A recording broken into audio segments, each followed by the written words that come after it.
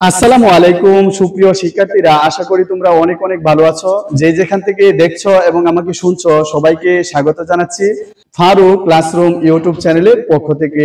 আজ তোমাদের সাথে আলোচনা করব দশমিক সংখ্যা থেকে অক্টাল সংখ্যা পদ্ধতিতে রূপান্তর করার পদ্ধতি নিয়ে। আমরা গত ক্লাসে আলোচনা করেছিলাম দশমিক সংখ্যা থেকে বাইনারি সংখ্যায় রূপান্তর, অর্থাৎ দশমিক থেকে তুমি যার ভিতরে নেও তার বেস দ্বারা কি করতে হবে, ভাগ করতে হবে পূর্ণ সংখ্যার ক্ষেত্রে, আর ভগ্নাংশের ক্ষেত্রে কি করতে হবে, গুণ করতে হবে। আশা করি তোমরা অবশ্যই এটা আমার ভিডিওটি দেখে শিখতে পেরেছো। এখন আমাদের আলোচনার মধ্যে যাওয়া যাক। এই যে দশমিক থেকে তুমি অক্টালের ভিতরে নেবা, আমরা জানি দশমিক থেকে যার ভিতরে নেই তার বেস দ্বারা কি করতে হবে, অবশ্যই ভাগ করতে হবে। ধরো এখানে আমি একটি সংখ্যা লিখলাম 1 5 7 10, তাকে তুমি কোথায় নেবা, 8 এর মধ্যে নেবা। 157 10 অর্থাৎ এটি একটি দশমিক সংখ্যা পদ্ধতির সংখ্যা, তাকে তুমি কোথায় নিতে চাচ্ছ, অক্টালের ভিতরে নিতে চাচ্ছ। এই যে এখানে 8 মানে এখানে আমাদের অক্টাল, যেহেতু অক্টালের বেস হচ্ছে 8। এখন আমরা জানি পূর্ণ সংখ্যার ক্ষেত্রে দশমিক থেকে কারো ভিতরে নিলে বেস দ্বারা কি করতে হয়, ভাগ করতে হয়। তাহলে আসো আমরা কিভাবে করব। এই যে 1 5 7, তাহলে তুমি কি করবা, 8 দ্বারা ভাগ করবা। 157 কে তুমি যদি 8 দ্বারা ভাগ করো তাহলে 157 বিভাগ হচ্ছে 8, তাহলে আমাদের আনসার দ্বারাই এই যে 19.625। সুপ্রিয় শিক্ষার্থীরা, একটা জিনিস তোমরা মনোযোগ সহকারে দেখো। এই যে আমরা 157 কে যখন 8 দ্বারা ভাগ করেছি তখন আমাদের আনসারটি দাঁড়িয়েছে কি, এই যে 19.625। আমাদের সর্বদা আনসারটি নিতে হবে পূর্ণ সংখ্যার যে মান তাকে, আমাদের ভগ্নাংশকে নেওয়া যাবে না, ঠিক আছে। আমাদের কাকে নিতে হবে, যে পূর্ণ সংখ্যা, শুধু পূর্ণ সংখ্যার অংশটুকুকে নিতে হবে। তাহলে এখানে কত লিখবা, 19 লিখবা বা টান দিবা। এখন 19 লিখবা, তারপরে তুমি টান দিবে। এখন তোমার ভাগশেষ কত, ভাগশেষ কিন্তু এতটুক পর্যন্ত, এতটুক তো এভাবে লেখা যাবে না। এখন তুমি কি করবা, এই যে 19, এই 19 কে তুমি গুণ দিবা হচ্ছে এই যে 8 দ্বারা, এই 8 দ্বারা তুমি গুণ দিবা। এখন আসলো 152, তোমার আনসারটি কত আসলো, 152 আর হচ্ছে 157।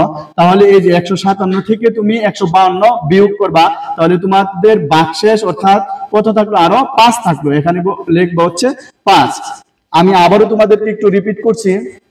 এই যে 157 কে তুমি 8 দ্বারা ভাগ করেছো, তোমার ভাগ করার পরে আনসারটি আসলো কত, 19.625।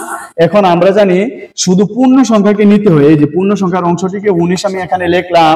এখন টান দিয়ে আমাদের এখানে কি বসাই, ভাগশেষ বসাই, ঠিক আছে। এখানে কি বসাই, ভাগশেষ বসাই। কিন্তু আমাদের ভাগশেষ তো এইভাবে দেওয়া, এইভাবে দেওয়া থাকলে হবে না। তোমার কি করতে হবে, এই যে আমাদের এখানে যত ফলটা তুমি নিয়েছো, ঠিক আছে, এখানে পূর্ণ সংখ্যার যে মানটা নিয়েছো এটাকে গুণ করবো হচ্ছে যার দ্বারা ভাগ করতেছো। যেমন 8 দ্বারা করতেছি, তাহলে 8 গুণ 19 গুণ করার পরে আমাদের আনসারটি আসলো 152। কিন্তু আমাদের মূলত হচ্ছে 157 থেকে 152 বিয়োগ করতে হবে। যেহেতু এটাকে তুমি ভাগ করেছো, তাহলে 157 এর মধ্যে 8 দ্বারা ভাগ করলে 19 বার যায়, ঠিক আছে। আর ভাগশেষ কত থাকে, এই যে 5 বার যায়, অর্থাৎ 8 19 হচ্ছে 152। তাহলে তোমার 157 হতে আরো লাগে কত, লাগে হচ্ছে 5, অর্থাৎ তোমার ভাগশেষ হচ্ছে 5। এখন আসো আবার তুমি 8 দ্বারা ভাগ করবা। 8 তুমি কাকে ভাগ করবা, এই যে 19 কে ভাগ করবা। 8 দোকানে 16 আর 19 এর পার্থক্য কত, পার্থক্য হচ্ছে আমাদের 3, পার্থক্য কত আমাদের 3। তারপরে তুমি আবার 8 দ্বারা ভাগ করবা। 8 দ্বারা যদি 2 এর মধ্যে ভাগ করো, সুপ্রিয় শিক্ষার্থীরা আমি বলেছিলাম যদি এখানে আমাদের যাকে তুমি ভাগ করছো তা যদি আমাদের ছোট হয়ে যায় তাহলে হচ্ছে 0।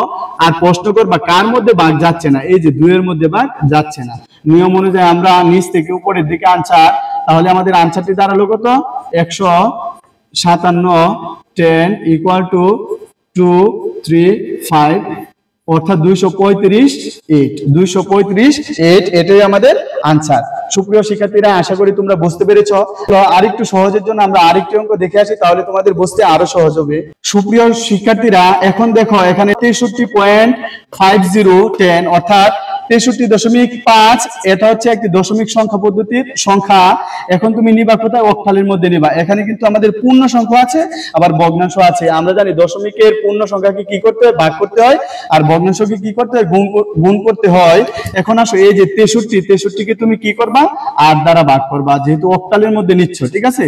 তাহলে 8 8 64 আমাদের একের জন্য হচ্ছে না, এজন্য হচ্ছে 7 8 কত 56, 7 8 কত 56, 7 8 কত 7 8 কত 56 56 আর 63 পার্থক্য কত 7 ভাগশেষ কত হচ্ছে 7 আবার তুমি 8 দ্বারা ভাগ করবে 8 কি 7 এর মধ্যে যায় না এইজন্য হচ্ছে শূন্য কার মধ্যে যায় না এই যে 7 এর মধ্যে যায় না তাহলে আমাদের নিচ থেকে উপরের দিকে आंसर তাহলে কত দাঁড়ালো 63 10 ইকুয়াল টু 7 7 8 এখন আসো সুপ্রিয় শিক্ষার্থীরা আমাদের ভগ্নাংশের ক্ষেত্রে কি করতে হয় দুইটা পার্ট করতে হয় একটা হচ্ছে 0.50 ইনটু কত যেহেতু তুমি অক্টালের ভিতরে নিচ্ছ এজন্য 8 দ্বারা তুমি গুণ করবা 8 দ্বারা তুমি যদি গুণ করো তাহলে আমাদের आंसरটি কত আসলো 0.5 ইনটু হচ্ছে 8 তোমাদের आंसरটি সরাসরি আসলো কত 4 সরাসরি কত 4 আমরা জানি পূর্ণ সংখ্যা কি কোথায় লিখতে হয় এই পূর্ণ সংখ্যার সাইডে লিখতে হয় যেহেতু এখানে কিছু লেখা নেই এজন্য 0.00 দিবা এখন কিন্তু তোমরা বলো যদি আমাদের পূর্ণ সংখ্যা আসে অর্থাৎ 0 কে তুমি